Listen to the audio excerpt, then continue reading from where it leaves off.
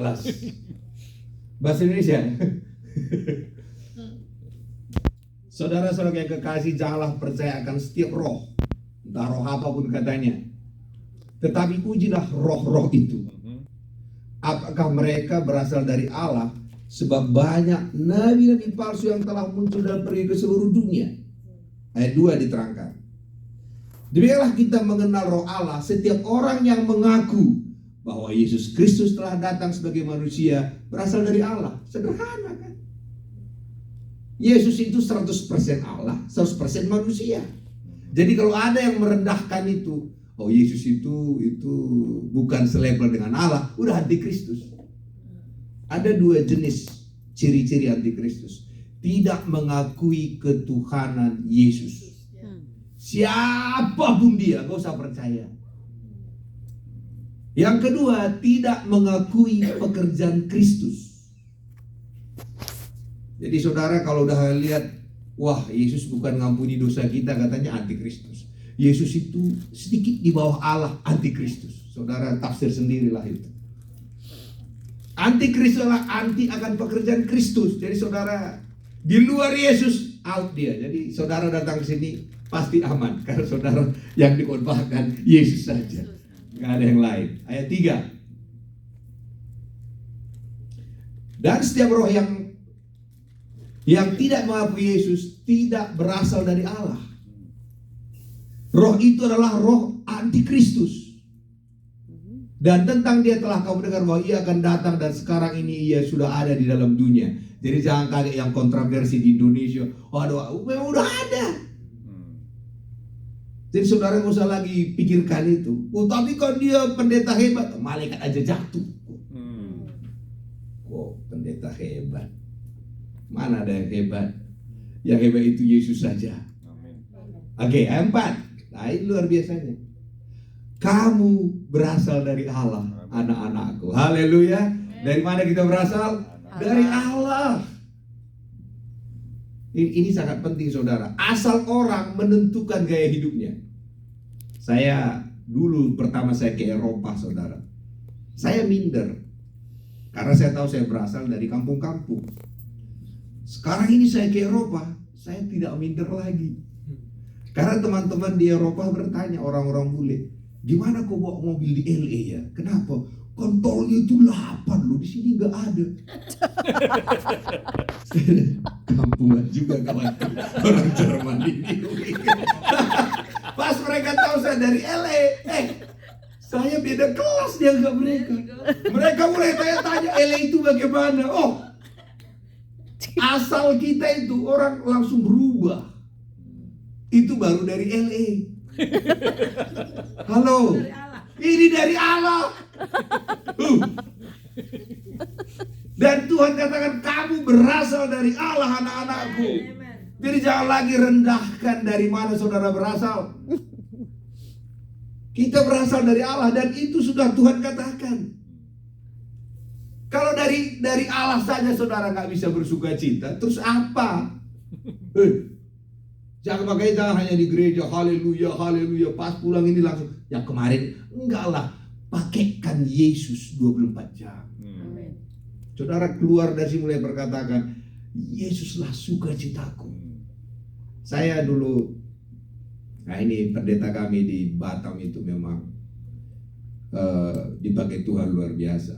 Salah satu siswa saya bawa mobil ya. Waktu dia bawa mobil itu, karena menyembah Tuhan nggak dipegangnya setirnya. Coba itu kan, haleluya, haleluya. Ternyata Roh Kudus tak pegang juga. Hancur, terbalik kayak gini. Di dalam LPG semua. Aduh, meledak. Enggak, tetap itu balik lagi berdiri mobil itu, tapi sudah penyok. Saya, Pak, mobil kita hancur Pak. Oh kalian hidup Pak? Hidup Pak ya. Bapak nggak marah? Enggak. Kok Bapak nggak marah? Buat apa saya marah? Terus kenapa tadi kalian buat itu? Nggak perlu. Yang penting kalian sehat-sehat. 3 orang di dalam. Bapak nggak marah? Enggak. Terus apa yang harus kami lakukan? Saya akan datang. Tolong kalian tersenyum ya. Kita foto. Kok Bapak nggak marah? Rendah kali. Gara-gara itu aku marah. Bapakku di surga pemilik jagat raya ini. Saya nggak perlu tanya, gimana kalian? Akhirnya, Pak, tadi kalian penyembahan, Pak. Oh, bagus. Tapi sekali lagi pegang seturnya ya. Setelah itu bagaimana doa kita? Nah, di sini yang menentukan. Jadi saudara, hidup kita bukan masalah sebesar apa, bagaimana kita bereaksi kepada masalah itu. Saya tanya 3 pendeta, Pak, mobil kami hancur kenapa? Pasti kalian kurang doa. Enggak, dia lagi berdoa itu di dalam. Yang kedua saya tanya, ada dosa, pasti kita dicari salahnya. Enggak ada, baru tanya Tuhan, kenapa Tuhan? Tuhan kasih Yohanes 10:10. Pencuri datang, mencuri, membunuh, dan binasakan. Itu pekerjaan setan, mencuri. Terus aku datang, kata Tuhan, enggak mencuri, jangan kau salahin aku. Dia yang curi, kau salahin aku. Kan bayangkan, yang membuat mobil itu hancur bukan Tuhan. Tuhan itu nyelamatin mereka tidak mati. Tapi kita bertanya, kenapa Tuhan? Kenapa kau izinkan ini terjadi? Kok Tuhan lagi yang kita salahin? Tuhan bilang, setan yang nyuri, kau salahin aku. Jadi bukan gue buat, enggak, aku yang selamatin mereka. Terus doanya gimana Tuhan? Setan ambil 1 mobilmu kan? Kenapa kau minta 10? Ah, ini yang kita nggak pernah diajarin. Kita diajarin, hajar aku. Tak layak lagi aku punya mobil Tuhan. Turunkan jadi motor. Ah, itu yang diajarin. Ya kalah. Maka Tuhan katakan jadi sesuai dengan imanmu. Ya harusnya kalau doanya begitu tinggal punya motor dong. Disinilah tipu muslihat setan. Tidak ada yang gagal di Alkitab yang tidak sampai ke dalam rencana Allah. Termasuk Abraham. Abraham itu karena terlalu cantik istrinya, bohong-bohong dia. Tapi apakah dia gagal dalam rencana Allah? Tidak. Akhirnya dia menikah dengan Hagar. Gagal dia.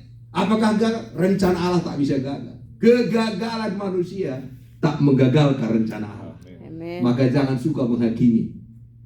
Allah angkatkan dia. Lihat Daud. Daud gagal menikah dengan si Betsheba. Tetapi apa kata Tuhan? Dari Betsheba lah terlahir Yesus Kristus. Begitu banyaknya gundik Daud. Dipilihnya dari situ. Jangan hakimi diri saudara. Allah bisa merubah segalanya menjadi lebih baik. Amen. Maka hati-hati dengar pengkhotbah.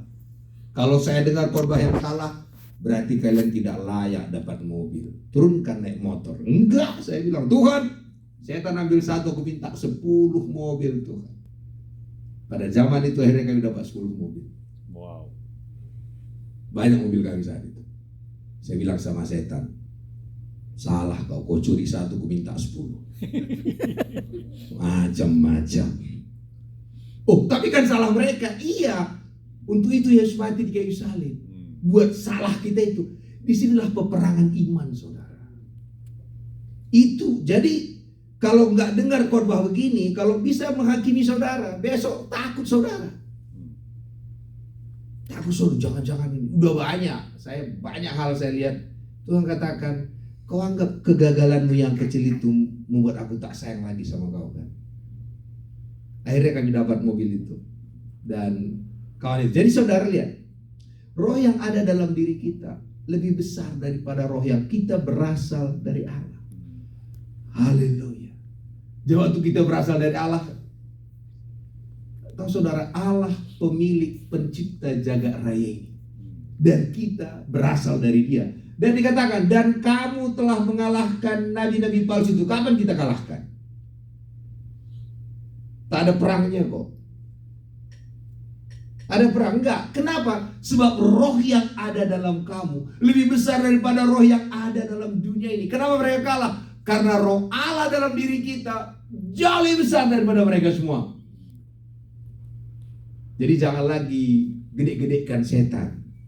Ya kami dulu dalam aliran itu dikit-dikit pemetaan rohani. Wah, kita harus ikat orang kuat di sana, ikat orang kuat di sini. Baru Tuhan bilang, kau ini sudah kukalahkan semua apa yang kau ikat. Yesus sudah kalahkan belum? Sudah. Terus yang kita ikat apa? Oh, tapi kok itu sudah ada pengajaran itu supaya ada kemuliaan bagi kami para pendeta. Tukang curi kemuliaan baru akhir ibadah. Tuhan, kami tidak mencuri kemuliaan. Udah dicurinya dari tadi. Nggak ada. Setan sudah selesai. Waktu Yesus katakan sudah selesai. Ya sudah selesai. Jadi kalau saudara ada peperangan rohani, perang apa lagi? Yang ada itu peperangan iman. Peperangan iman beda dengan peperangan rohani. Iman mengatakan waktu kita kurang sukacita, kita katakan Tuhanlah sukacitaku. Kita perang di situ.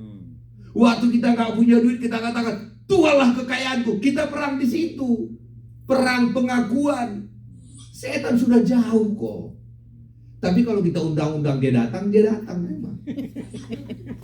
Saya belajar sebenarnya, saya pernah bagikan, tapi saya ulangin. Kami dulu awal-awal pelayanan itu peka kepada setan. Mungkin ibu ngerti lah awal-awal kita pelayanan. Aku rasakan ada roh di sini. Kau rasakan nggak? Aku rasakan. Itu dulu aku rasakan. Aku tak rasain apa-apa. Aku bilang, berarti kau teman setan kau. Akhirnya saya berdoa, Tuhan, aku pengen merasakan setan. Itu doa kurang ajar. Tahu yang terjadi saudara? Saya ke Medan. Saya salamin tante saya. Saya balik ke rumah. Malam itu saya mimpi ada orang pakai kerudung, nggak ada wajahnya, gelap. Saya dicekek. Waktu saya dicekek saya senang, akhirnya ada setan ya. Saya senang. Besok udah bisa sombong di gereja kan gitu. Saya bilang darah Yesus, darah Yesus. Setannya pergi. Wow, saya langsung datangin itu. Tante saya, tante. Saya bibi ke dukun ya. Kok tahu? Dia datang tadi. Dukunnya orang Muslim ya. Kok tahu? Udah meninggal ya. Itu tahu semua. Bibi ngapain di situ? Saya minta anak. Saya doain bibi ya. Saya doain. Sekarang 3 anaknya. Yang jadi masalah, setiap kota saya pergi setan datang. Tak enak banget saya pikir. Akhirnya saya berdoa. Kok setan datang? Ya kan kau bilang sama Tuhan kau pengen merasakan setan. Kau kasih aja. Oh man. Dari saat itu saya bilang, mulai detik ini dan sampai selamanya aku tak mau merasakan setan lagi. Kurasakan Tuhan saja. Tak ada lagi. Nah, terus saya ke Medan nih. Di Medan itu ada namanya preman Olo Panggabean. Ya pemegang Medan itu. Asal dia pergi ke sebuah tempat, semua preman situ lari. Situlah Tuhan bilang, yang merasakan kehadiran Olo Panggabean, preman kecil. Olo Panggabean tak merasakan dia. Harusnya kalau memang Tuhan dalam dirimu, kau tak merasakan setan, setan yang ngerasain kau. Ayatnya di mana? Lihat di garasi itu. Waktu ada orang 2000, ada yang kerasukan setan. Tuhan di sini, yang ketakutan setannya kan? Enggak, Tuhan katakan, kurasakan setan. Enggak pernah. Jadi kalau banyak pendeta suka merasakan setan, ini dipertanyakan. Harusnya orang merasakan Tuhan. Ya. Tapi kenapa kami harus merasakan setan? Supaya kami pendeta spesial. Udahlah, politik kami tuh. Kami pengen ada kemuliaan itu. Terakhir khotbah, jangan curi kemuliaan. Udah kita curi-curi dari tadi. Dan jago kalian sekarang kan trik-trik kami para pendeta ini. Kami harus gede-gedekan setan. Dan waktu kami penting dia pergi, kemuliaan di kami. Halo. Kan saya siapkan saudara jadi pendeta. Jangan begitu lagi. Jangan. Gede-gede kalah Tuhan, kecilkan setan. Supaya waktu dia kalah, saudara gak dimuliakan. Yesus yang dimuliakan. Sehingga kami dulu para pendeta kalau udah mengusir setan, yang di sana tadi datang, Lucifer lo yang datang yang kusir. Emangnya yang lain siapa? Supaya kau tahu kuasa yang kumiliki. Wah gitu. Itu trik lama. Tapi masih banyak muncul sekarang. Saya nggak tahu kok trik lama ini masih bermunculan. Gue pikir, maunya kita jangan. Akhirnya lihat waktu garasi itu kan, datanginya Yesus. Bolehkah saya pergi ke bagi Dedi? Ya. Kalau ada penyakit datang kepada saudara, dia bertanya, usir saya. Jadi setan itu bertanya, usir saya. Miskin datang, usir saya. Bayangkan kalau setan datang, Yesus juga lari. Jadi ada setan kata kejar-kejaran orang ini. Nggak ngerti maksudnya kan? Yesus tahu otoritasnya. Jadi hari ini kalau penyakit datang, jangan salahin Yesus. Yesus sudah sembuhkan penyakit saudara, kok dari dia datangnya? Halo? Kalau saudara punya anak, kalau saudara marah sama dia, saudara nggak katakan, sakit kok ya? Nggak ada. Ini orang tua normal. Ada gitu orang tua normal, kalau anaknya sakit, taruhnya kampak gitu ataupun tang. Sini tangan. Nggak ada. Jadi jangan katakan Tuhan lagi menghajar saya lewat sakit penyakit. Ya nggak benar itu. Oh, lewat apa Tuhan mengajar kita? Lewat firman Tuhan. Arti bertobat adalah change your mind, metanoia, perubahan pola pikir, itunya bertobat. Tiap kali saya khotbah begini, saudara lagi bertobat, polanya berubah. Jadi pertobatan itu bukan dipukulin.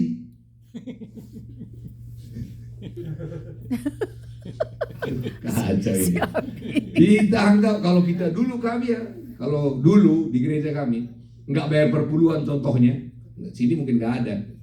Nah, kalau kita sakit tuh kan Tuhan marah sama kau gara-gara kau nggak bayar perpuluhan. Dan dulu kita percaya itu. Dulu kita anggap Tuhan itu tukang ngambek. Maka kerjaan kita menjaga hati Tuhan. Dan itu nggak ada di Alkitab. Nggak ada. Semua pengkhianat diampuni Tuhan kok. Tapi di gereja itu kita harus jaga hati Tuhan loh, jaga kekudusannya. Dia udah tinggal di hati kita selama-lamanya, mau jaga apa lagi?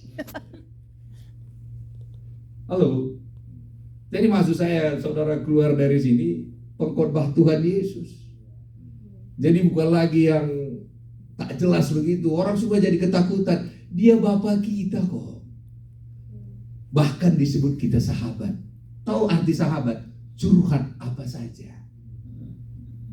Saudara bisa curhat kepada Tuhan apa saja dan dia tidak akan menghakimi saudara.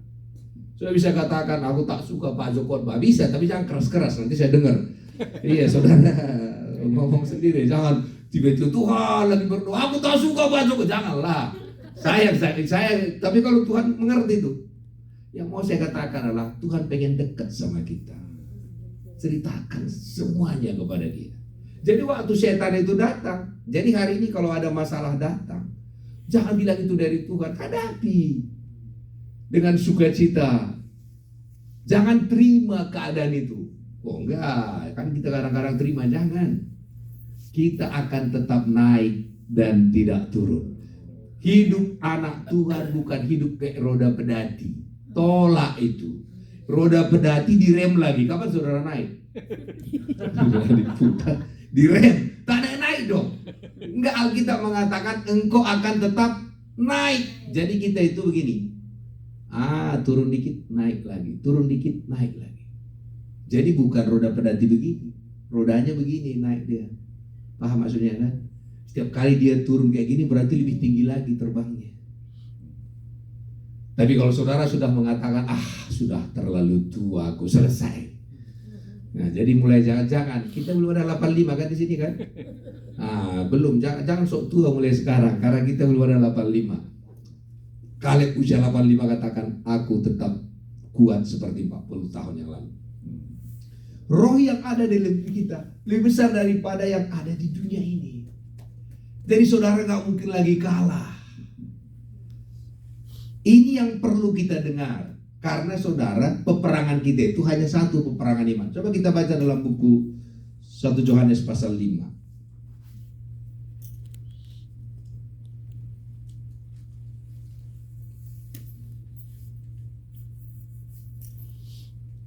Ayat 4. Sebab semua yang lahir dari Allah mengalahkan dunia. Bagian mana yang mengalahkan dunia?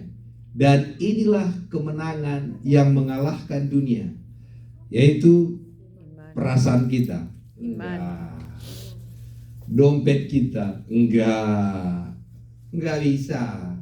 Yang bisa mengalahkan dunia ini adalah Iman. iman kita. Brother David, you don't understand. Maybe Anna, can you translate to her, to him? Yeah, or call him. Yeah, you sit there. Yeah. Sorry, we speak in. Yeah, he's born here. So, yeah. Okay. So, jadi saudara, yang mengalahkan dunia ini iman kita.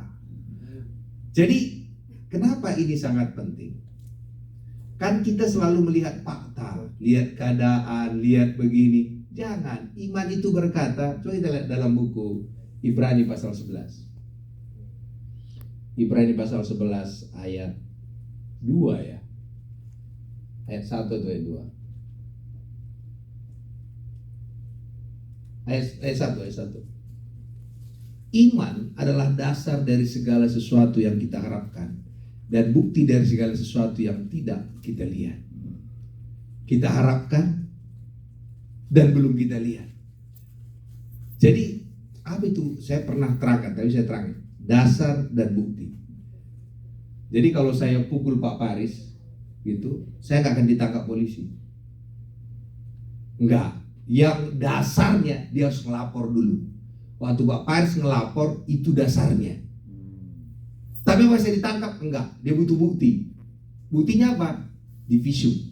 Visum kan? Jadi harus ada dua. Ada dasar hukumnya, ada buktinya. Jadi dua itu harus ada, baru saya ditangkap, dieksekusi. Yang pertama, kalau saya pukulin Pak Paris, saya akan di penjara. Polisi tidak akan marah sama saya sampai dia ngelapor. Waktu dia ngelapor, polisi bertanya, mana buktinya? Visum. Kalau dua ini ada, aku langsung ditangkap nih. Jadi kalau sudah ada dua, ada dasarnya, ada juga buktinya, dieksekusi. Sekarang iman itu cukup. Iman itu adalah dasar, iman itu juga adalah bukti. Jadi kalau saudara beriman, Tuhan eksekusi. Amin. Bilang amin. Amin. Yes. Amin. Clear ini ya, ini. Ya. Saya ulangin, karena ini penting. Jadi iman itu adalah dasar dan iman itu juga buktinya. Dasar hukumnya ada, buktinya ada. Jadi waktu saudara katakan, kita akan melayani keliling dunia, itu dasarnya, itu buktinya, Tuhan akan kerjakan itu. Amin. Haleluya. Ya. Kalau saudara katakan, saya akan sehat sampai usia 90 tahun, perkataan saudara itulah dasarnya, itu juga buktinya. Allah eksekusi. Yes. Tapi kalau saudara lagi sakit-sakitan, saudara katakan, kayaknya sudah mau diangkat Tuhan. Itu juga dasarnya, itu juga buktinya. Pulanglah dengan damai sejahtera, kan gitu. Jadi itu aja dasarnya bagi Tuhan. Tuhan katakan, mana dasarnya? Omonganmu, mana buktinya? Omonganmu. Dikerjakannya itu.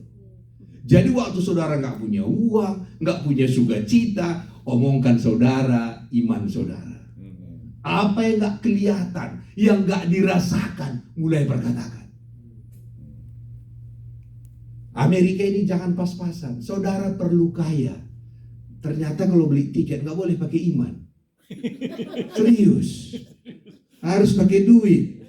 Jadi saya berdoa supaya jemaat di tempat kita kaya dengan tujuan. Prosperity with purpose.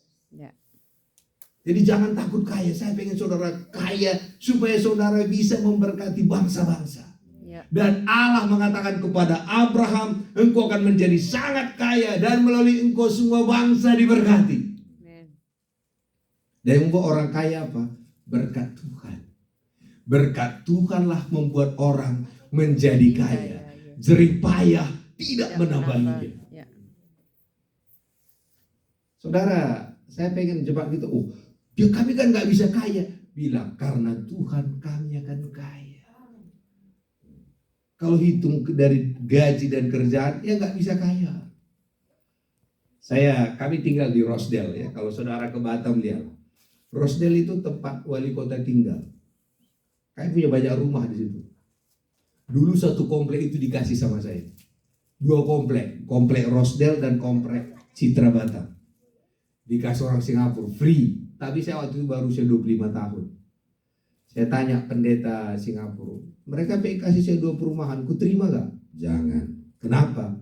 Murtad kau nanti. Nanti kau tidak jadi pendeta lagi, Jo. Kau ambil 2 rumah aja. Itu nasihatnya. Salah nasihatnya itu. Kalau kau 2 perumahan dulu sama kita, pemiliknya datang. Akhirnya kami ambil hanya sekarang 4 rumah lah sekarang. Tapi tempat yang ada 10 rumah. Jadi saudara, iman itu oke. Dari mana orang ketahuan beriman? Dengarkan omongannya. Tanda-tanda orang beriman, dengarkan apa yang diomongkan. Kalau udah diomongkannya, susah di sini. Sudah gak beriman itu. Gak usah dibahas, sudah mati imannya. Gimana? Aduh, berat kali. Udah selesai nih. Tapi gimana? Memang masalah keuangan besar, masalah masa depan tak jelas, tapi aku punya Tuhan. Ini beriman dia. Jadi waktu kutanya orang-orang ladang misi, kutanya, gimana keadaan kalian? Sini susah Pak, tempatnya beda dengan yang lain. Saya bilang, sudah mati kau kawan. Jadi maksudmu Tuhan lebih kecil daripada masalahmu itu. Jadi maksudmu Tuhan itu tak sanggup membuat kau kaya di situ. Jadi maksudmu Tuhan tak bisa membuat air keluar dari padang gurun. Dari omonganmu aja kau udah kalah. Berarti kau sibuk dengar kata setan aja. Begitu langsung. Karena gak bisa diobatin ini. Gak bisa. Kalau imannya sudah rontok udah gak bisa. Obat kita imunnya, iman kita harus bangkit. Haleluya. Kayak gini kita ibadah di sini. Kalau kita gak beriman, wah gerejanya kita beriman. Gereja ini akan besar. Gereja ini akan membuat gereja-gereja yang baru. Kan belum kelihatan. Memang gak kelihatan, lihat. Bukti dari itu yang tidak kita lihat. Ya. Kalau sudah kita lihat, itu tidak iman.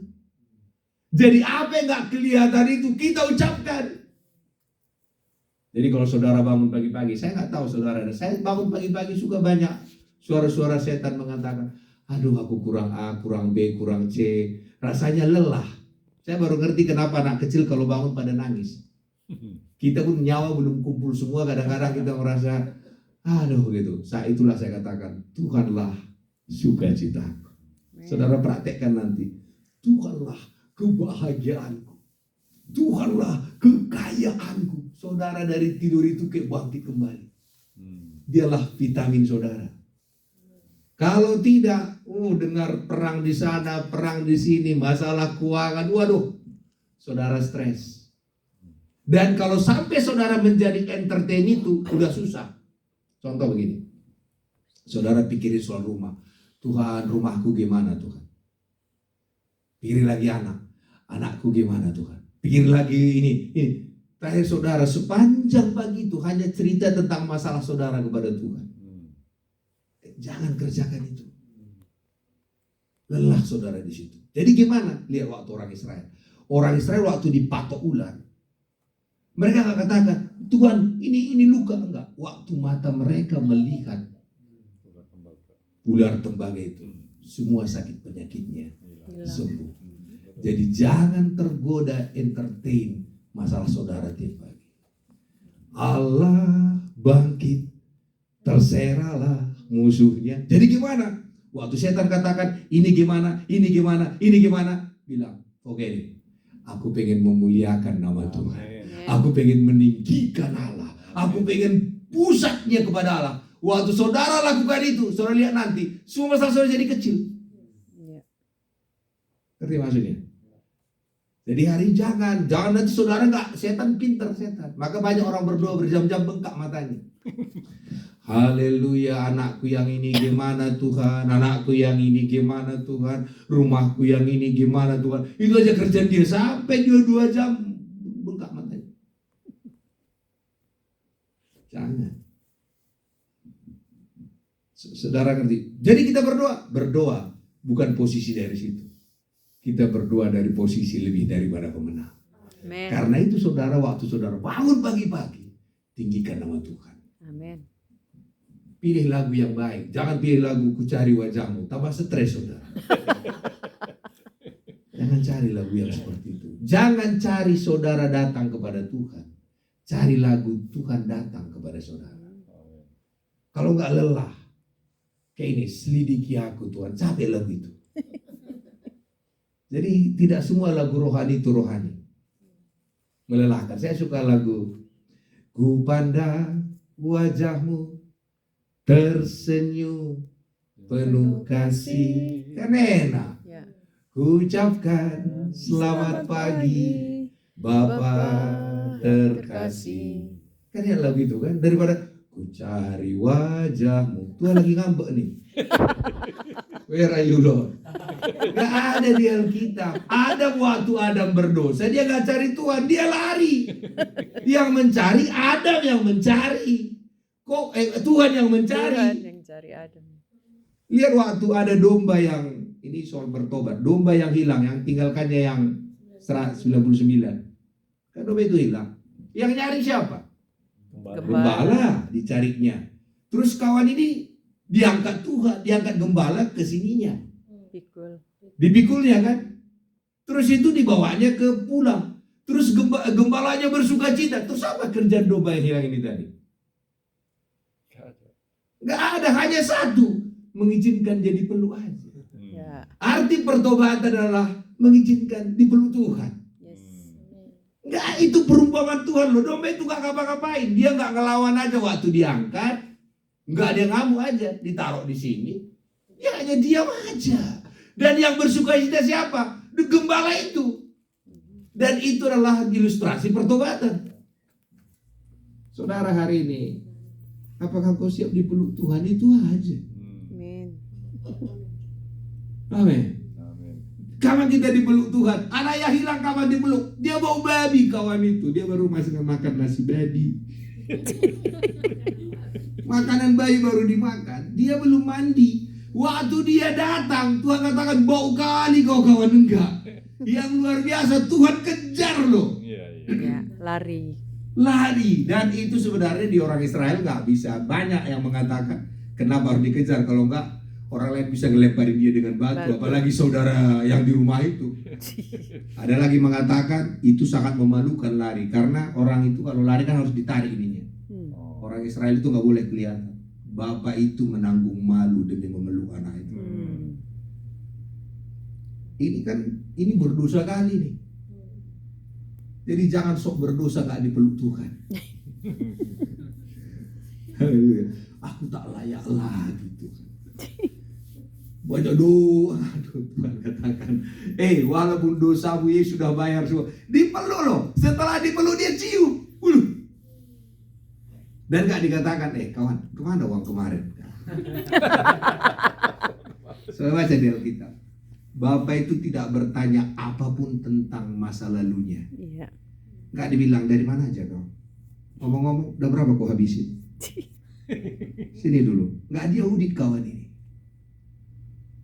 Yang ngaudit saudara, hati saudara dan tetangga sebelah itu aja. Tuhan gak pernah audit.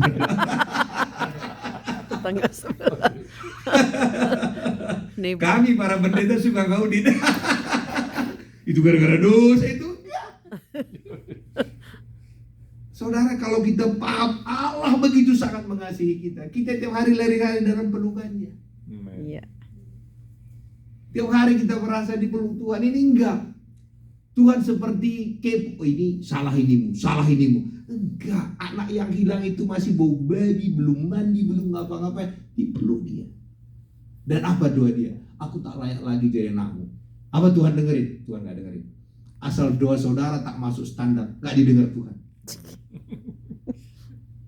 Tuhan, lihatlah wajahku yang jelek ini. Aku kayak kadal, berikan aku teman hidup. Ya kayak gini gak pernah dijawab Tuhan. Saudara harus mengatakan, aku ini cantik Tuhan. Amin. Celipkan mata mereka. Itu yang benar. Haleluya, amin. Yang belum dapat jodoh doanya begitu. Iya, kok Ibu Hana ketawa aja gitu kali. Dari saudara, jangan, karena kita diciptakan segambar dengan rupa Allah. Amin. Yang gak bisa melihat saudara cantik atau ganteng itu karena mereka buta. Halo.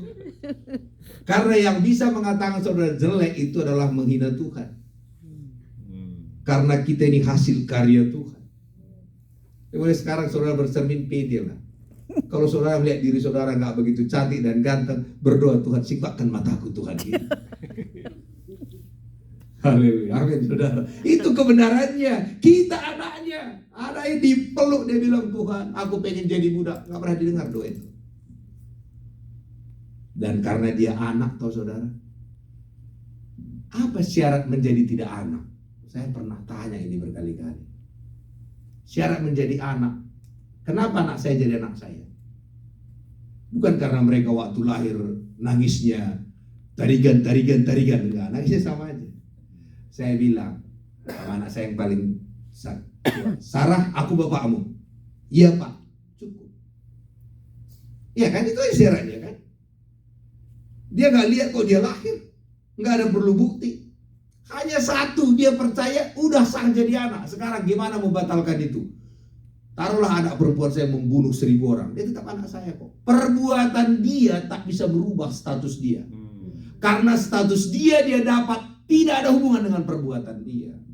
Ini sangat penting. Gak ada. Statusmu menjadi anak Allah gak karena perbuatan. Waktu katakan, Papa, engkau bapakku, saya itu kau jadi anaknya. Amin. Yang punya anak ngerti maksudnya. Taruhlah anak saudara jahat sekali, dibunuhnya 1000 orang, tetap anak saudara. Perbuatannya tak merubah statusnya. Kenapa kita selalu datang kepada Tuhan dengan kelas rendahan? Dia bapakmu. Haleluya. Makanya saya katakan, Bapa kami yang di sorga. Kalau Bapa yang di bumi aja tahu berbuat baik kepada anaknya, apalagi Bapa yang di sorga. Amin. Tadi pagi kita sudah belajar, dia berikan nyawanya bagi kita. Kita suka bangga Mazmur 23 itu kan. Jadi saya ulangi sedikit. Yang dikatakan, Tuhanlah gembalaku, tak kekurangan aku. Dia memberikan A, B, C. Waktu Tuhan katakan, akulah gembala yang baik, aku berikan nyawaku. Mana lebih tinggi? Ya gembala Yesus lah. Jauh sekali itu. Mazmur 23 hanya menerima berkat. Tapi dalam Yohanes 10 ayat 11 itu dikatakan. Ayat 11 kan? Coba lihat. Coba lihat, bandingkan saudara.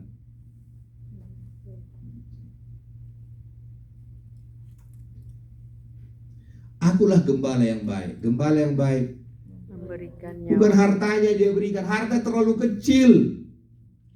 Kalau diberikannya nyawanya. Kalau nyawanya pun dia berikan. Aduh. Akhir kita bangga Mazmur 23. Lihat Mazmur 23. Definisi gembala. Ini aja udah bahagia. Mazmur 23 ini semua kita bahagia. Tuhanlah gembala aku, tak kekurangan aku. Takkan kekurangan aku. Terus Ia membawa aku. dia membaringkan aku di rumput yang hijau. Itu kan dia berikan. Tapi tidak ada dikatakan dia mati bagiku. Pewahyuan Daud tentang gembala adalah hanya menerima berkat. Pewahyuan Yesus sebagai gembala, enggak hanya hartaku kuberikan, nyawaku kuberikan. Kalau nyawanya pun dia berikan, apakah impian saudara terlalu besar? Haleluya. Jadi hari ini jangan berhenti bermimpi. Saya pengen kita ini melayani bangsa-bangsa. Usia kita segini, Caleb generation. Jadi belum ada satu pun kita layak ini. Jangan sok tua mulai sekarang. Haleluya. 85 masih muda. Bilang kiri kanan 85 masih muda. Masih. Jadi jangan katakan aku udah umur ini aku, jangan. Yang luar biasa ibu-ibu berdoa seperti si Sarah. Usia 75 tahun, raja-raja masih suka sama dia. Raja-raja masih jatuh cinta. 75 tahun. Udah tua dia, raja-raja. Jangan katakan raja-raja dunia melihat dengan rohani. Enggak, dia memang cantik dibuat Tuhan. Jadi jangan selalu katakan aku udah tua. Tolak itu. Jangan lagi katakan dikit-dikit udah tua. Jangan. Tolak itu. Tolak itu. Jangan mau. Karena omongan kita itu nanti jadi. Apa kata Kaleb 85 tahun? Kekuatanku, tahu saudara, kita lebih hebat dari Kaleb. Kaleb Roh Kudus tak tinggal dalam dirinya. Amin. Kaleb itu hanya kadang-kadang aja Roh Kudus datang, kadang-kadang Roh Kudus pergi. Kita Roh Kudus tinggal dalam diri kita. Yesus saja dibangkitkan dari kematian, Masa kita nggak bisa lebih muda? Amin. Amin. Ya. Jangan terima apa kata dunia ini. Usia sekian menuju banyak kali kita baca. Sudah mulai berkatakan, ada seorang pendeta waktu dia usia 50 tahun lebih, patah giginya. Baru dia berdoa, Tuhan tumbuhkan gigi ini. Semua pendeta lain ketawa. Udah gak bisa itu Pak, aku pengen Tuhan tumbuhkan. Tuhan tumbuhkan lo gigi ini. Umur 40. Iya. Oh, itu kan tidak mungkin. Kan Tuhan selalu membuat yang tidak mungkin. Ya. Itu kerjaan dia. Jadi mumpung kita di Amerika, jangan pensiun sekarang.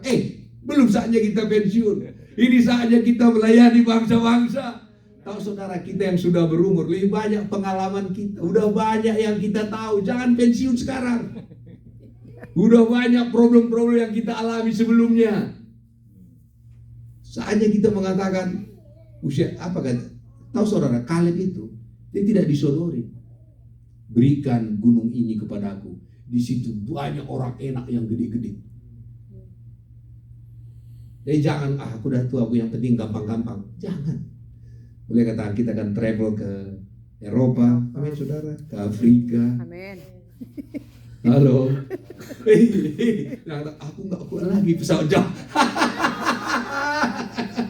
Omongkan yang sebaliknya. Saya mau cerita nih, bapak saya kan hanya kelas 5 SD, mama saya kelas 3 SD.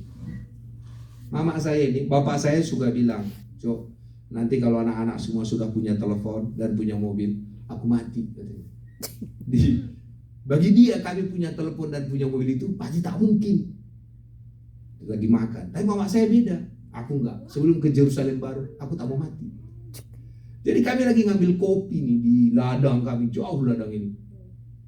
Mama saya katakan, saya akan ke Yerusalem, Cok. Bapak saya bilang, mama itu sudah gila. Dari dulu dibilang Yerusalem, kau iyakan aja lah. Kau usah berdebat sama dia, memang agak gila mama itu.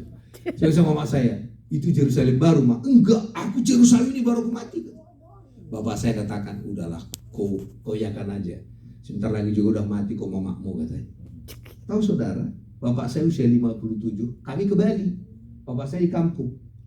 Di Bali kami 5 anaknya, kami telepon dia dari Bali. Kayak bawa mobil. 2 minggu kemudian meninggal dia. Baru ingatlah omongan dia. Genap ya usia 57. Dinubuatkan dia kematian dia. Mama saya, ke Israel kita Jok. Saya malas Ma, aku bilang, aku bayar tiketmu. Terpaksa lah berangkat. Saya bayar sendiri Ma, berangkatlah ke sana. Sampai kami di Israel waktu usianya 65 tahun. Aku mati di sini ya, katanya. Mama janganlah mati di sini Ma. Mama jahat, gue bilang. Mama jahat. Kalau mama mau mati, pas nanti mendarat di Polonia Medan, mati langsung mama di situ. Saya marah sekali. Pas sampai di Yerusalem itu dilihatnya semua, dia dibaptis di itu. Aku sudah siap ke surga, katanya. Mama siap ke surga, kami yang tak siap. Jangan mati di sini, mati tiketnya mahal. Sampai dia di Medan, sakit dia. Sampai, Ma, gimana? Sudah siap ke surga? Enggak, aku masih lebih panjang lagi. Jadi usia 65 dia berdoa lagi, aku belum mau meninggal. Tuhan, usia 70 dia baru meninggal. Waktu dia meninggal dia telepon, coba aku ke Batam ya, kenapa? Ini kayaknya perjalananku terakhir. Pamitan aku.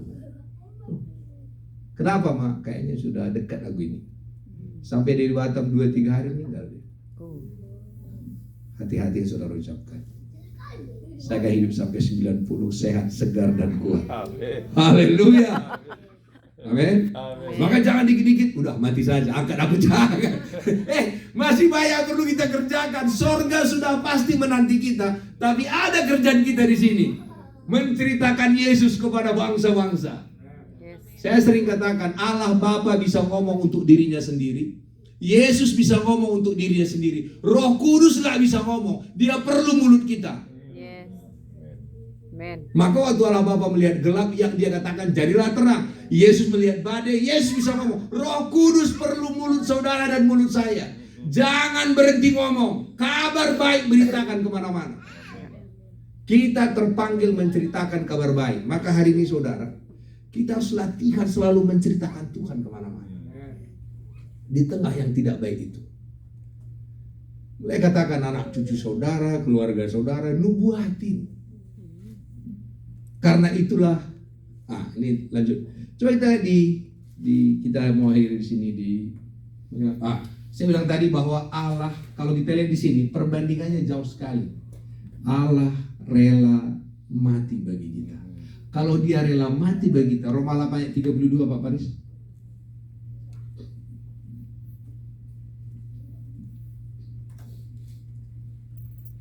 Ia yang tidak menyangkanya sendiri tapi yang menyerahkannya bagi kita. Bagaimanakah mungkin ia tidak mengaruniakan segala sesuatu kepada kita bersama-sama dengan dia. Allah sudah karuniakan segala sesuatu bersama dengan Yesus. Terus bagaimana dia termanifestasi? Begini saudara. Jadi saya punya iPad ini, tapi saya tidak tahu fungsinya semua. Kita punya Yesus, tapi kita nggak tahu sehebat apa dia. Seandainya kita tahu sehebat apa dia, hidup kita nggak begini, senyum kita nggak begini. Coba baca dong Kolose 2 ya, bahwa dialah kepala semua pemerintahan. Atau kita baca dalam buku Yesaya 40 kayaknya. Saya mau akhiri di sini. Oh, udah agak lama ya, sorry. Yesaya 40, sebesar apa Tuhan? Ayat 12.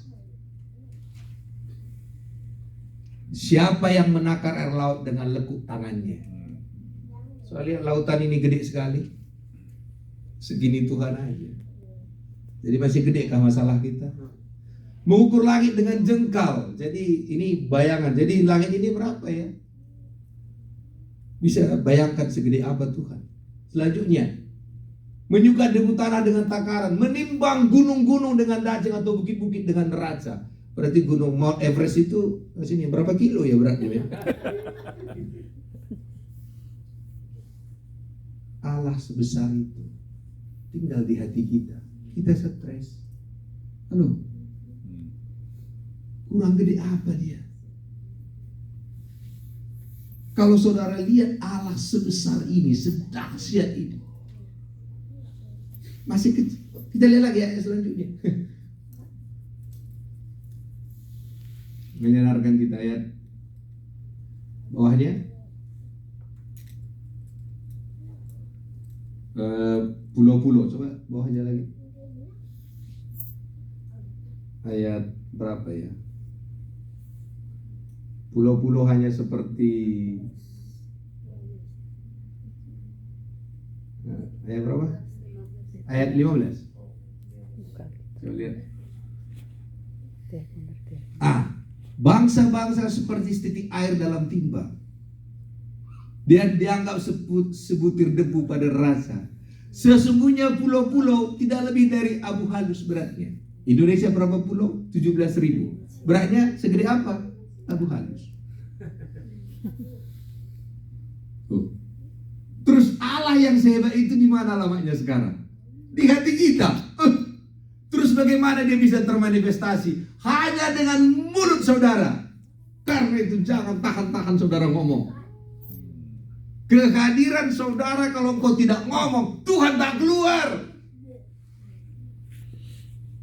Halo, jadi nggak bisa. Allah pun hadir kalau dia tidak ngomong, tak terjadi apa-apa, tetap gelap. Yesus waktu ada badai menghantam Yesus, kan waktu Yesus dihantam badai, Yesus tidur, tak terjadi apa-apa, sampai dikatakan badai diam, dia diam. Tadi pagi saya katakan Lazarus mati, air mata Yesus tak membangkitkan Lazarus, apalagi air mata kita, apalagi air mata buaya dan sebagainya. Air mata Yesus tak membangkitkan Lazarus. Yang membangkitkan Lazarus omongannya. Ya. Saudaraku, Allah yang sama tinggal dalam diri kita. Amin. Karena itu dalam buku Kolose terakhir ya, dialah kepala pemerintah dan kepala penguasa. Kolose 2 ayat 9 kayaknya.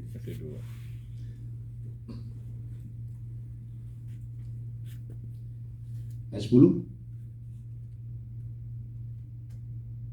Ya. Dan kamu telah dipenuhi di dalam Yesus. Siapa dia? Dialah kepala. Berapa pemerintah? Sebuah pemerintah. Dan dialah kepala sebuah penguasa. Jadi kerjaan kita ngapain? Memerintah dan berkuasa. Amin. Ya. Haleluya. Kenapa kita memerintah dan berkuasa? Karena yang tinggal dalam diri kita adalah kepala semua pemerintah, kepala semua penguasa. Bukan kepala pencopet dalam diri saudara, bukan kepala orang pengemis dalam diri saudara, bukan kepala orang cemberut dalam diri saudara, bukan. Kepala pemerintah dan penguasa. Jadi hari ini saudara ambil posisi itu. Amin. Buat dia jadi pemerintah dan penguasa. Perkatakan saudara. Hanya dengan cara itu Yesus termanifestasi. Dengan ucapan saudara dan ucapan saya. Dan itu dikatakan bahasa iman. Dan iman itu adalah dasar dan bukti. Mari kita berdoa. Terima kasih Bapak yang baik. Yang bisa mengalahkan dunia ini bukan perasaan kami, bukan pengetahuan kami, bukan hikmat kami, tapi iman kami. Amin. Hari ini kami perkatakan perkara yang besar dan baik buat keluarga kami, buat anak-anak kami, buat masa depan bangsa ini. Tuhan, kami yang dengar firman Tuhan ini, kami akan memberkati bangsa-bangsa Amerika, Eropa, Afrika, Australia, Asia, dan semua benua. Akan banyak anak-anakmu yang akan menyampaikan kabar baik, memanifestasikan Allah melalui perkataan kami semua. Kami akan sehat, segar, dan kuat. Amin. Dan kami tetap muda, karena kami di sini memberitakan kabar baik yang berasal dari Allah. Terpuji Engkau, kami berdoa dalam nama Yesus. Amin.